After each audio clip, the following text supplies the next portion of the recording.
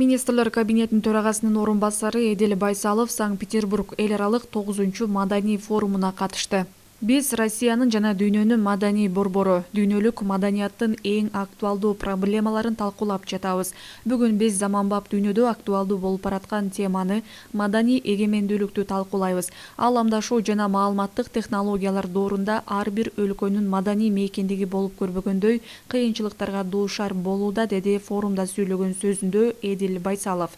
Министрлер кабинетинин башчысынын орун басары маданият согушу жаңы көрүнүш эмес экенин, бирок бүгүнкү күндө ал жаңы формаларга ээ болгонун белгиледи. Өзүнүн бай жана кайталангыс маданий мурастары менен Кыргызстан ар дайым өзүнүн маданиятын жана өзгөчөлүгүн сактоону жана өнүктүрүүнү жактап келген. Биз маданий көп түрдүүлүктү урматтайбыз жана маданияттар ортосундагы диалогко умтулабыз. Бирок ошол эле учурда уникалдуу маданий салттарды четке кагууга жана унутууга чечкиндүү каршыбыз. Маданий эгемендүүлүк ар бир элдин укугу гана эмес, ошондой эле милдети.